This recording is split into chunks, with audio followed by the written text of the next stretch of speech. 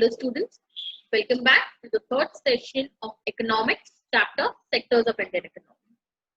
तो students last lecture में हमने study किया था GDP के बारे में, हमने sectors को compare किया था. We have also studied about how to calculate goods and services. We should always calculate the value of goods and service instead of counting the numbers of goods and services. Clear students? तो आज हम study करेंगे कि तीनों sectors में से ज्यादा important कौन सा सेक्टर है. क्लियर? प्राइमरी सेक्टर इंपॉर्टेंट है, सेकेंडरी या टर्शियरी? तो हम क्या करेंगे, हम ये डिस्कस करने वाले हैं अभी कि टर्शियरी सेक्टर जो है वो सबसे इंपॉर्टेंट सेक्टर है and why is it so. तो सबसे पहला रीजन स्टूडेंट्स क्या है, आज आपकी लाइफ में सर्विसेज कितनी इंपॉर्टेंट है. आज आपको अगर आपकी हेल्थ खराब होती है तो आप कहाँ जाते हो, हॉस्पिटल जाते हो, करेक्ट. फिर आप अगर आपको पढ़ाई करनी है तो आप कहाँ जाते हो, एजुकेशन इंस्टीट्यूशन जाते हो. फिर अगर आपको कोई पोस्ट करना है तो आप पोस्टल सर्विसेज के लिए जाते हो, करेक्ट. किसी ने आपके अगेंस्ट कुछ क्राइम वगैरह किया है तो आप पुलिस स्टेशन जाओगे. तो बेसिक चीज है स्टूडेंट, सर्विसेज जो है वो यहाँ पर टर्शियरी सेक्टर प्रोवाइड करता है, जैसे कि हॉस्पिटल्स, एजुकेशन, जिसके बिना आप कुछ नहीं कर सकते. Clear students? तो बेसिक सर्विसेज जो प्रोवाइड करते हैं वो टर्शियरी सेक्टर में इन्वॉल्व है, इसलिए हम क्या बोल सकते हैं, it is very important and is becoming very important. So the first one, in any country, several services such as hospitals, educational institutions, post, telegraph services, police stations, courts, village administrative offices, municipal corporations, defense, transports, bank, insurance company are required. Correct? ये सब basic services है जो कोई भी country में इसकी requirement होगी. This can be considered as basic services. In a developing country, the government has to take the responsibility for provision of the services. अब developing country जो है students, वहां पर क्या आप देखोगे, किसकी रिस्पॉन्सिबिलिटी है कि ये सारी सर्विस सबको मिल रही है, नहीं मिल रही है, कौन ध्यान रखेगा. तो किसकी रिस्पॉन्सिबिलिटी है, ये गवर्नमेंट की रिस्पॉन्सिबिलिटी है. आज अगर आपको कोई हॉस्पिटल डिनाई कर रहा है कि आपको हम यहाँ पर एडमिट नहीं कर सकते, तो ये क्या है स्टूडेंट्स, गवर्नमेंट अपनी रिस्पॉन्सिबिलिटी नहीं निभा रही है अच्छे से, इसलिए ऐसा हो रहा है. तो आप क्या कर सकते हैं, आप कोर्ट में जा सकते हो, विच इज ऑल्सो सर्विस. तो सेकेंडली हम देखेंगे स्टूडेंट्स, आपको पता होगा कि टर्शियरी सेक्टर कब डेवलप होगा, उसका डेवलपमेंट किस पे डिपेंडेड है, प्राइमरी एंड सेकेंडरी सेक्टर. अगर समझो प्राइमरी सेक्टर में ज्यादा प्रोडक्शन हो रहा है तो वो प्रोडक्शन को लेके जाने के लिए, इंडस्ट्रीज तक लेके जाने के लिए क्या आप हाथ में लेके जाओगे, नहीं ना. जैसे कि एग्जांपल आपको देती हूँ मैं, कॉटन, करेक्ट. अब कॉटन को प्राइमरी सेक्टर के सेकेंडरी सेक्टर इंडस्ट्रीज में प्रोसेस करने के लिए अगर हम लेके जा रहे हैं तो ट्रांसपोर्ट की जरूरत पड़ती है, बराबर. तो ट्रांसपोर्ट किसमें आया स्टूडेंट्स, टर्शियरी. तो एग्रीकल्चर एंड इंडस्ट्री जब डेवलप होता है तब ऑब्वियसली ये सिंपल चीज है कि टर्शियरी सेक्टर भी डेवलप होगा, करेक्ट. पहले एग्जांपल देती हूँ मैं आपको, पहले 5 ट्रक्स नीडेड थे कॉटन, रॉ कॉटन को लेके आने में इंडस्ट्री तक. फील्ड से इंडस्ट्री तक कॉटन, रॉ कॉटन को लाने में 5 ट्रक इन्वॉल्व थे, मतलब 5 ड्राइवर्स. अब हमने देखा एग्रीकल्चर बूस्ट कर रहा है, मतलब आप देखोगे कि कॉटन जो पहले 5 ट्रक भर के बना करते थे, आउटपुट होता था उतना, अब उतना नहीं है स्टूडेंट्स.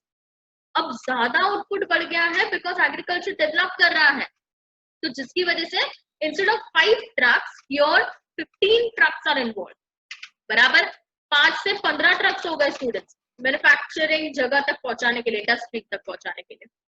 तो अभी एम्प्लॉयमेंट भी बढ़ा है यहाँ पर, 5-15 हो गए तो जो 10 एक्स्ट्रा ट्रक है तो 10 ड्राइवर भी लगेंगे, साथ में उतने ही लेबरर्स भी लगेंगे कि भाई सामान को क्या करेंगे, लोड अनलोड करेंगे.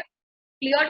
तो यहाँ पर जैसे ही agriculture and industry sector develop हो रहा है तो उसी के साथ साथ सर्विसेज की भी रिक्वायरमेंट है, इसलिए हम बोल सकते हैं टर्शियरी सेक्टर भी उतना ही ज्यादा डेवलप हो रहा है.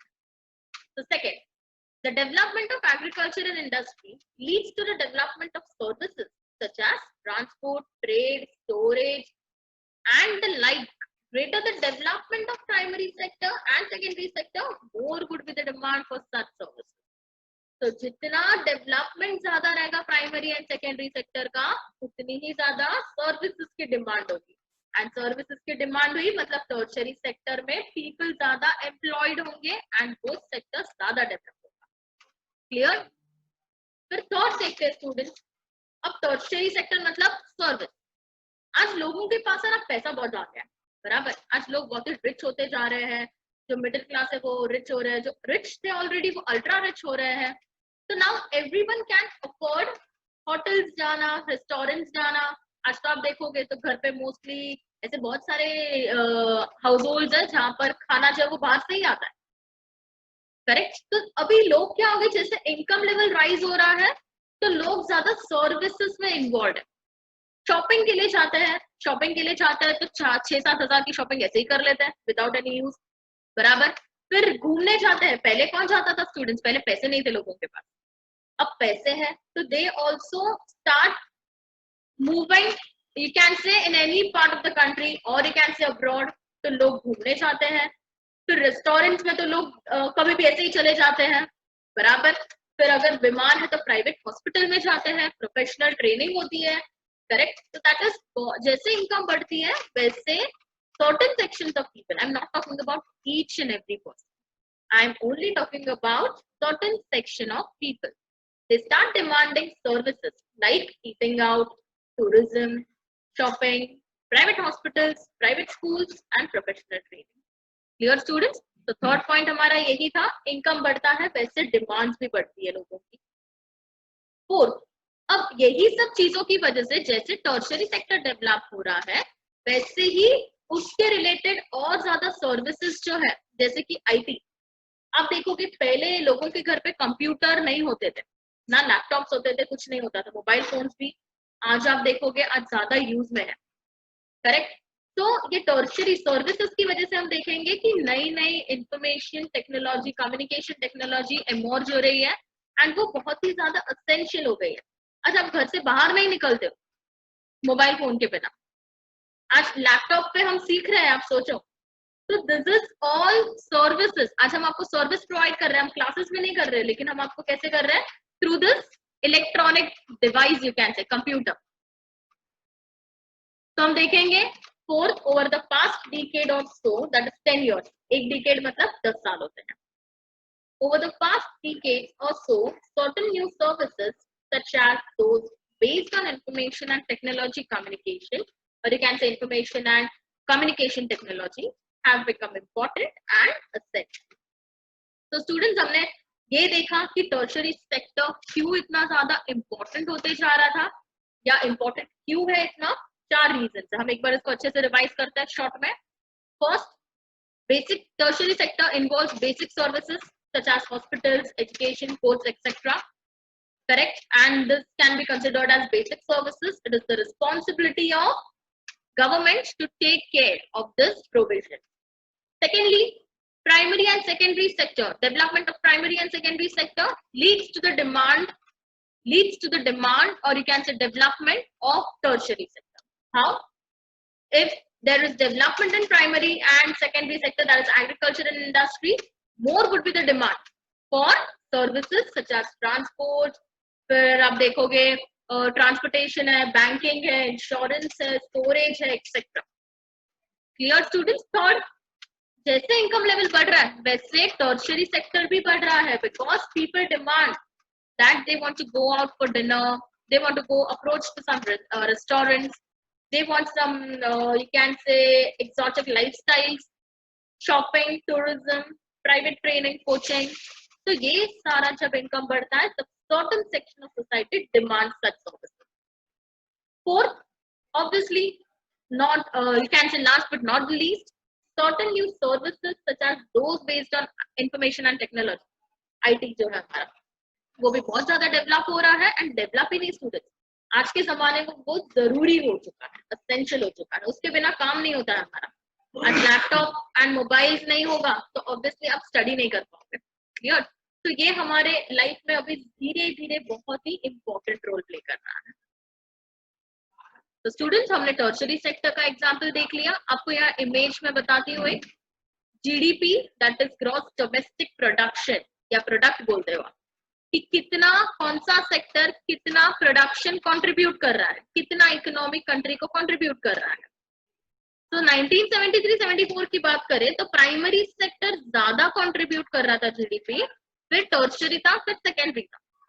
2013-14 की बात करें तो जीडीपी कौन कैसे कंट्रीब्यूट कर रहा था, हाईएस्ट जीडीपी टर्शियरी कंट्रीब्यूट कर रहा है, फिर सेकेंडरी एंड फिर प्राइमरी। तो स्टूडेंट्स उल्टा हो गया, पहले प्राइमरी टर्शियरी सेकेंडरी था, अब टर्शियरी सेकेंडरी एंड प्राइमरी हो गया।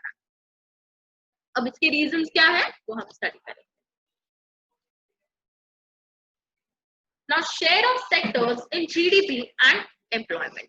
Clear students? अब हम स्टडी कर रहे हैं कि ये सेक्टर्स जो है that is primary sector, secondary sector and tertiary sector कितना जीडीपी कंट्रीब्यूट कर रहे हैं एंड वो सेक्टर में कितनी एम्प्लॉयमेंट अपॉर्चुनिटी है, कितने लोग एम्प्लॉयड है।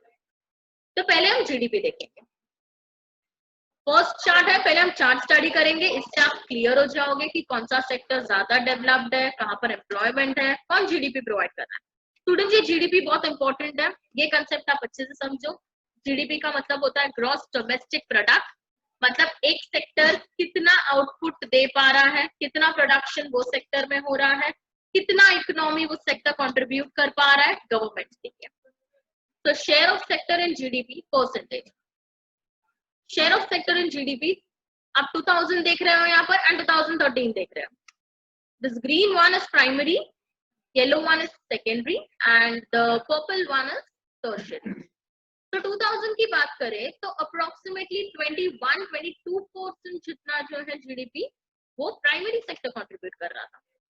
फिर आप देखोगे 20% जितना सेकेंडरी, तो मैं एग्रीगेट ले लूं तो प्राइमरी एंड सेकेंडरी 20% कंट्रीब्यूट कर रहे हैं जीडीपी एंड हाईएस्ट 60% अप्रोक्स जो है वो कौन कंट्रीब्यूट कर रहा है स्टूडेंट्स, टर्शियरी सेक्टर। बराबर, ये 2000 की बात है, मतलब हाईएस्ट 2000 में कौन जीडीपी कंट्रीब्यूट कर रहा है, टर्शियरी। अब 2013 की बात करते हैं, यहाँ पर भी मैं तो सेम चार्ट देख रही हूँ कि टर्शियरी सेक्टर ही ज्यादा कंट्रीब्यूट कर रहा है। यहाँ पर तो 60 था, यहाँ पर तो मुझे कितना दिख रहा है, 70 अराउंड दिख रहा है स्टूडेंट। तो 70% ग्रॉस डोमेस्टिक प्रोडक्ट, या फिर बोल सकते हो प्रोडक्शन कहाँ से आ रहा है, सर्विसेज कहाँ से आ रही है, या इनकम कहाँ से आ रहा है कंट्री को, तो वो कहाँ से आ रहा है स्टूडेंट्स, टर्शियरी से आ रहा है। फिर सेकेंडरी एंड फिर प्राइमरी, तो प्राइमरी तो एकदम लीस्ट हो चुका है, मतलब यहाँ पर अगर मैं चार्ट के अकॉर्डिंगली बोलूं तो ज्यादा लोग कहाँ एम्प्लॉयड होंगे, टर्शियरी में होंगे। क्लियर, ज्यादा एम्प्लॉयमेंट कहाँ रहेगी, टर्शियरी में, बिकॉज इतना ज्यादा प्रोडक्शन हो रहा है तो ऑब्वियसली लोगों की डिमांड भी ज्यादा होगी, लेबर्स की, तो लोग भी यहाँ पर एम्प्लॉयड होंगे। बराबर, according to this chart, correct. तो 2013 में भी क्या है स्टूडेंट्स, टर्शियरी सेक्टर ज्यादा कंट्रीब्यूट कर रहा है। बराबर, लेकिन नाउ सेकंड चार्ट पे आओ, share of sectors in employment. अब एम्प्लॉयमेंट की बात करें कि कौन सा सेक्टर कितना एम्प्लॉयमेंट प्रोवाइड कर रहा है, तो according to the first chart हम ये बोल सकते हैं टर्शियरी सेक्टर ज्यादा जीडीपी कंट्रीब्यूट कर रहा है, तो ऑब्वियस है कि वहां पर एम्प्लॉयमेंट ज्यादा होगा। लेकिन नहीं स्टूडेंट्स, ये यहाँ पर कॉन्ट्रास्टिंग है। आप देखोगे जो ब्लू कलर है ये प्राइमरी है, तो पहले 75% पॉपुलेशन को एम्प्लॉयमेंट मिलता था प्राइमरी में, 2000 में 60% मिल रहा है, लेकिन फिर भी हाईएस्ट कंट्रीब्यूटर है, काइंड ऑफ बोल सकते हो हाईएस्ट एम्प्लॉयमेंट सीकर है ये सेक्टर। क्लियर, तो ऐसा क्यों कि जीडीपी टर्शियरी कंट्रीब्यूट कर रहा है एंड एम्प्लॉयमेंट प्राइमरी में है। अगर एम्प्लॉयमेंट प्राइमरी सेक्टर में है तो जीडीपी भी प्राइमरी सेक्टर ही कंट्रीब्यूट करना चाहिए हाईएस्ट, लेकिन ऐसा नहीं है। तो क्यों ऐसा, वो देखते हैं। A remarkable fact about India is that while there has been a change in the share of three sectors in GDP, a similar shift has not taken place in employment. अब हमने देखा कि जैसे यहाँ पर हम देखेंगे जीडीपी में हमने उनका शेयर देखा था, तीनों सेक्टर में चेंज देखा था, लेकिन यहाँ पर स्टूडेंट्स एम्प्लॉयमेंट में नहीं है। It shows the share of employment in the three sectors in 1973 and 2000. तो हम देखेंगे 1973 2000 जो है, यहाँ पर आप देखोगे कि एम्प्लॉयमेंट के बारे में बताया है। 1973 में 75% पीपल एंगेज थे एग्रीकल्चर में। बराबर, 2000 की बात करें तो 60% पॉपुलेशन एग्रीकल्चर में एम्प्लॉयड थे। एंड टर्शरी में तो 15 एंड 22% है, correct. The primary sector continues to be the largest employer even now. आज भी आप देखोगे तो प्राइमरी सेक्टर ज्यादा एम्प्लॉयमेंट प्रोवाइड करता है। लोग यहाँ पर अगर जॉब नहीं मिलता तो गांव चले जाते हैं, करेक्ट, तो गांव में खेती करते हैं। So even though tertiary is contributing highest GDP, ज्यादा पैसा दे रहा है वो कंट्री को, लेकिन ऐसा नहीं है कि वहां पर एम्प्लॉयमेंट होगा। एम्प्लॉयमेंट तो प्राइमरी में ही है। ऐसा क्यों है? बिकॉज टर्शियरी सेक्टर्स में स्टूडेंट ज्यादा जॉब अवेलेबल नहीं है। समझा आपको? टर्शियरी सेक्टर जो है वहां पर ज्यादा जॉब्स अवेलेबल नहीं है, इसकी वजह से लोग क्या करते हैं, यहाँ से टर्शियरी से निकल जाते हैं, दैट इज सिटीज से निकल के सीधा कहाँ जाते हैं, रूरल एरियाज में एग्रीकल्चर करते हैं। क्लियर? इसलिए यहाँ से पॉपुलेशन, टर्शियरी से पॉपुलेशन प्राइमरी में चला जाता है।